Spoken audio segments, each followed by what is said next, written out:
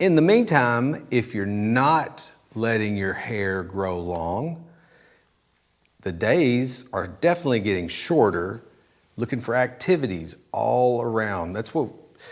There is so much to do in Paris, Tennessee, and I have the man right here beside me that can tell you. I have Mr. Tony Lawrence here. How are you, Tony? Good, how are you doing? Good, thank you for coming on the show. Thanks for having me on. Tony is the director of the Parks and Recreation Department for the City of Paris. Correct. Is that the correct title? Yes, yep. Wow, that's good. That's good. Thanks for being on, Tony. Thanks for having me. So you guys are busy all the time. It seems like it, yes. You are. Yeah. Y'all are always up to something. You have a big network of parks and activities and things that you guys maintain in the city of Paris, and you do a great job with it. Thank you. Our staff really tries to go above and beyond, for sure. They do.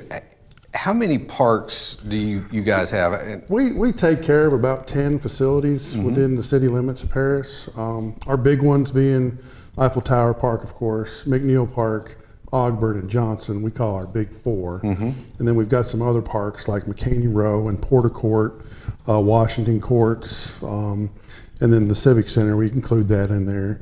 Atkins Porter, that should be 4A, but because it's a pretty big facility itself with the dog park there.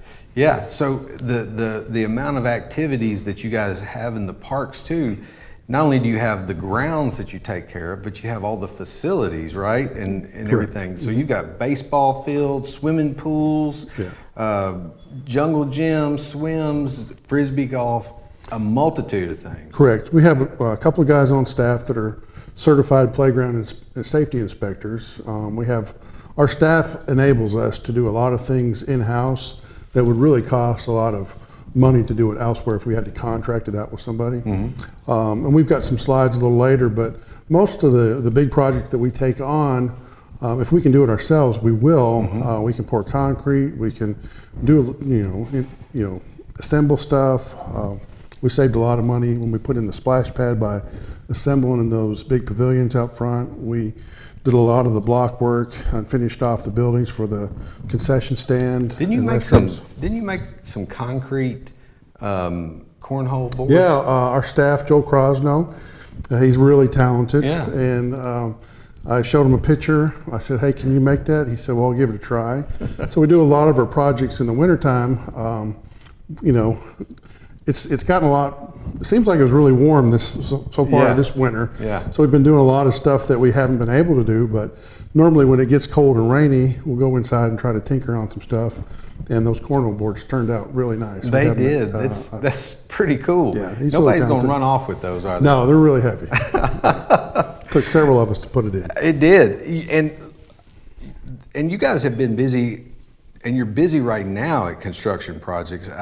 You have something going on at Auburn Park right now, right? Correct. So we have a skateboard facility that was really showing some age. Of course, I think it was tennis courts and some other things, and it's been a skate park for several years. But we had several cracks in there, and we tried patching it, just wasn't working. So some of the COVID relief funds we had that would never enable us to do projects like this, because it's a pretty substantial project to put a new slab down. And we were able to budget for a couple new pieces of skate park equipment that we're going to install. We talked to a couple of our local skaters, got some of their input. The old layout was a little too narrow for them, so they didn't get enough speed going off the ramps. Oh, wow. So I think they're gonna be really happy with the new layout we're gonna have down there, and they're gonna get a little more speed off the ramps. And then they'll be able to come down and have a couple different options to go. So we're gonna maximize that space. So you go out there and trial that first, don't you? I take their word for it, for sure. Yeah. My skateboarding days have long passed. Mine too. I got the scars everywhere to prove it. Yeah. Did y'all just do something at Johnson Park? We did. We renovated the basketball courts. Yeah. Have a good layout. We have one full-size court. We never had a full-size court down there, so we have one full-size court, and then we have a couple of 3-on-3 courts going to the east side. Yeah. So we're really happy about that. So they can go down there, shoot regulation threes, regulation free throws, get ready for, if they're going to play at one of the local schools, Inman, wherever, get ready for official slash court. So we're pretty happy to have that down there. The Johnson Park is a happening place down there. There's a lot of activities that take place. And didn't y'all do something with the pavilion area or in the restrooms maybe?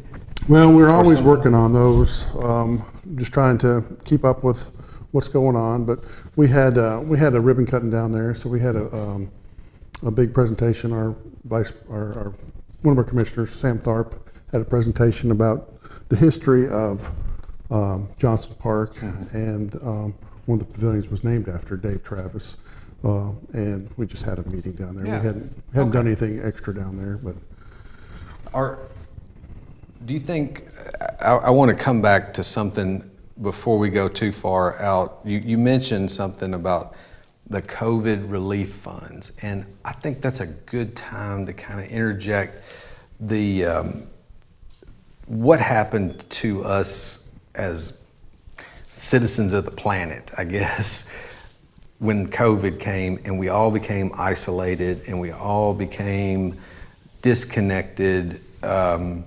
People weren't doing a lot, and it started to say there's things that we can do outside, and it seems to me, and you're in the business, if you will, of outdoor activities, but it seems to me that there are a lot more people experiencing outdoor activities or things that would fall under your area. Well, I would agree with that. We were pretty much on lockdown. Most places were. We were, as a staff, we were able to do deep cleaning on all our facilities, which was good. And when you went outside, when we went to the parks, we noticed there was a lot of people out there. Yeah. Even in town, people riding their bikes, which we didn't see a lot of that before. But we've just seen, basically since COVID, that you can go to the park. Of course, we've added a lot of stuff since COVID too, with the Blue Cross Blue Shield playground, healthy play space. And any day of the week, you can go out there and see people out there, exercising, having fun, just being more family activities for sure. Yeah, I would agree with that. Yeah, would we say that the big park is the Eiffel Tower Park? What did we used to call that back in the day? Well, I've been here 22 years, and it was Memorial Park. Memorial Park, that's right. And then they wanted to, there was a group that wanted to say, well, it's got an Eiffel Tower, we want to trademark it. And I give a lot of credit to our commissioners not too long ago. They said they want to make this park a destination park. And our city manager, Kim Foster, and got us on board. And I thought, we can really do this. Yeah. Because I have a story that I tell, when my boys were little, there was 2 swings, a 4-foot slide, and a teeter-totter that was homemade up there. And we've come a long way. A long way. And we still have big plans. And the next thing that the park is really nice, but the bathrooms at the pool house are old.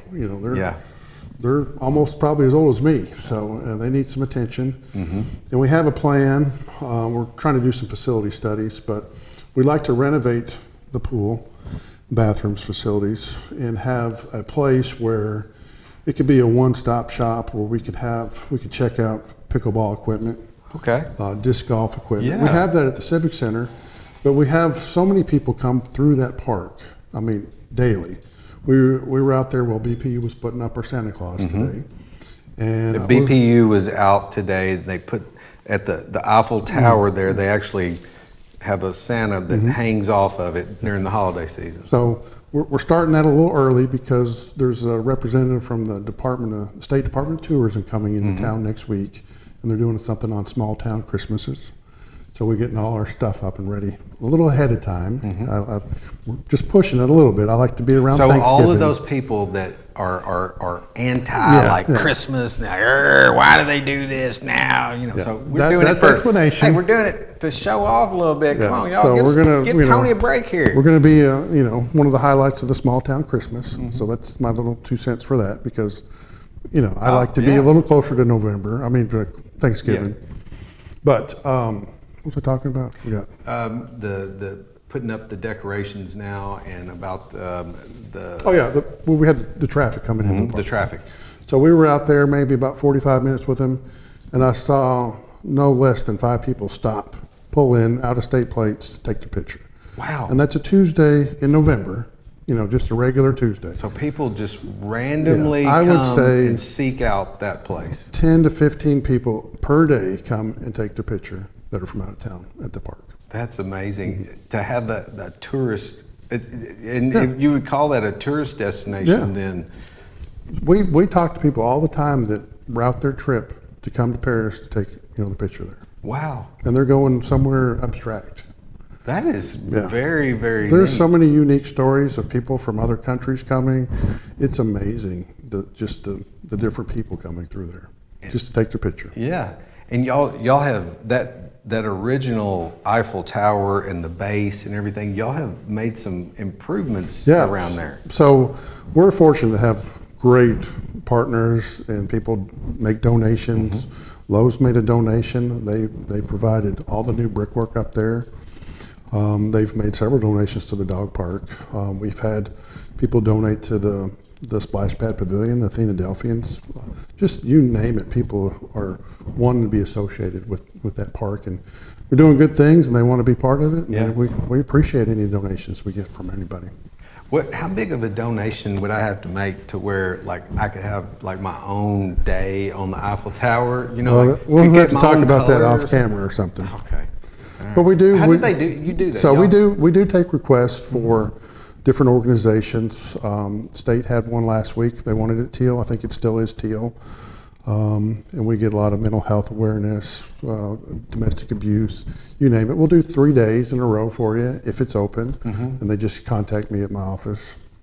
If we can make that request happen, we'll be glad to do it. Do it maroon for Mississippi State? We do I that? don't know if we can do that. I think we got it blocked off for orange for the rest of the Saturdays in this year. That's not good, Tony. Yeah. Well, I mean, I don't have anything to live for. it should have been red after last weekend. I wouldn't. Red for Henry County, though. There we go. Yeah, there we go. That's a good follow back up. There's a lot of people that don't know. Oh, there's your. What is that we're looking at? Okay, so that's the Blue Cross Healthy Play Space. That was a fabulous grant we got. It was free for us. Blue Cross Blue Shield had a contest, and 10 cities in the state of Tennessee that year were awarded grants. Jennifer Morris and myself wrote the grant. We were on a call, and they had a call that everybody had to attend to be on that Zoom call back when we were doing Zoom. And they said, we sure hope somebody from West Tennessee is on this call. And light bulbs went off on Jennifer's and I's head because that was our second time to apply. The first year we didn't get it. The second year we got it. Now everybody's calling us, how did you get the grant? Because they want to have that.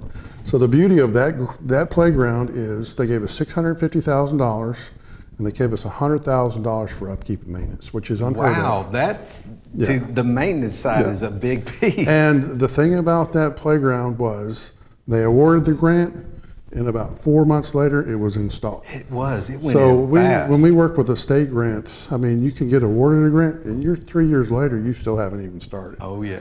So those grants that are, like that are just few and far between, but they're phenomenal if you can get them. And so we have that playground up, and there was two arrows. Yeah. So our staff, we contacted Blue Cross Blue Shield, and we're like, hey, we love this playground. Would you mind if we added 2 additional sunshades? Because that was the only complaint that we had. There wasn't much shade out there. And we had them, and we finally got to put them in because we kind of slowed down because we do cut a lot of grass in the Parks Department.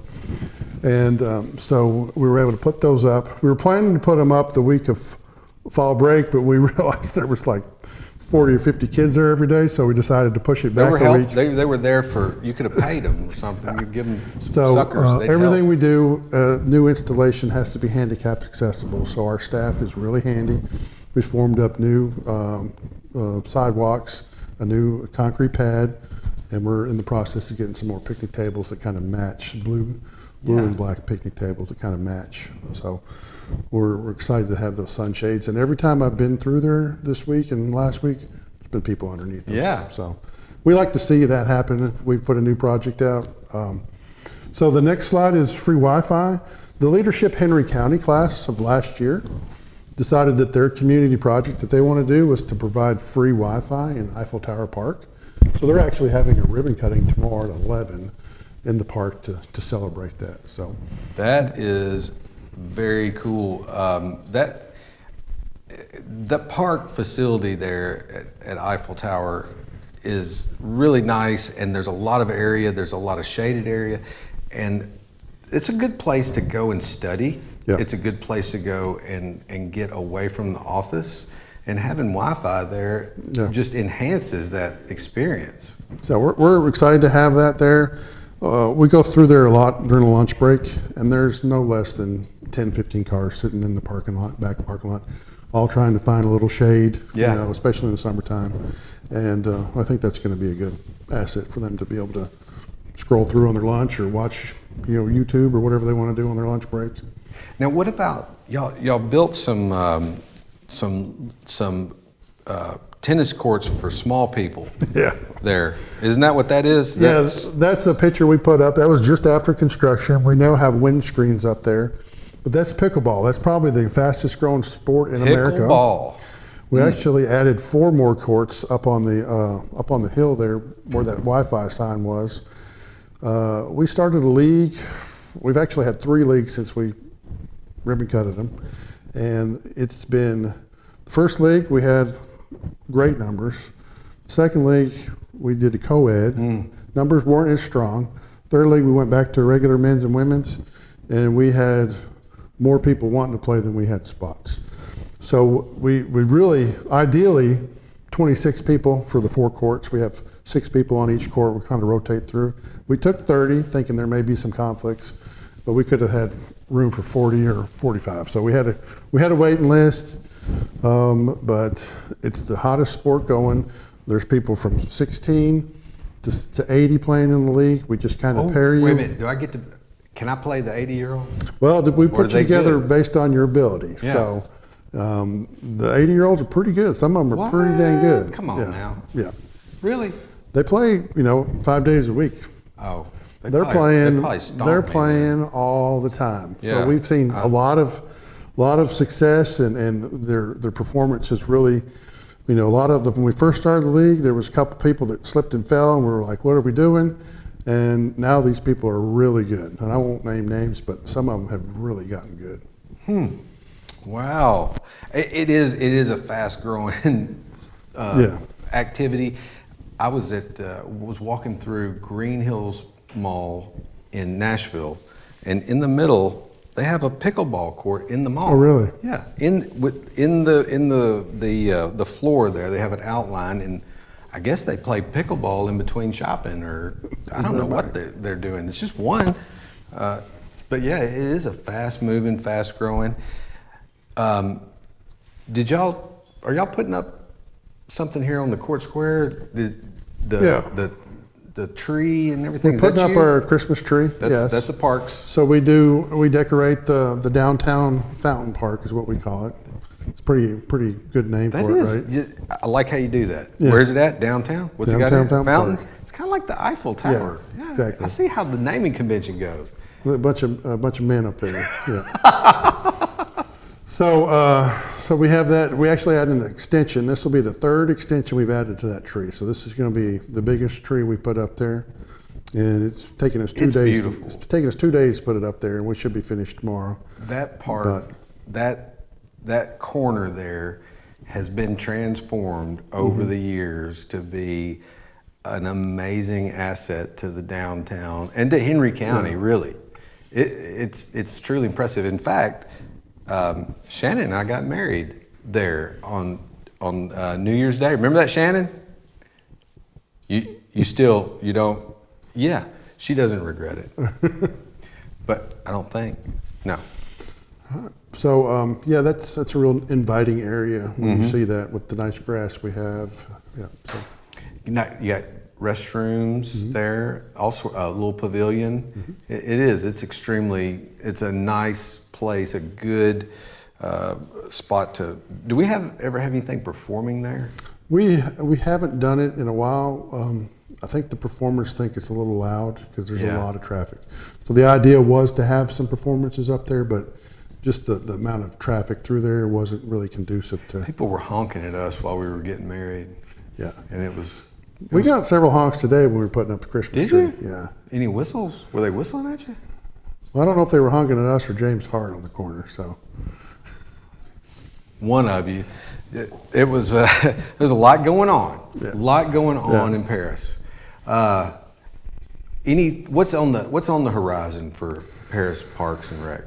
Well, we're always looking to expand. We have some ideas to go across Eiffel Tower. We call that Eiffel Tower Extended.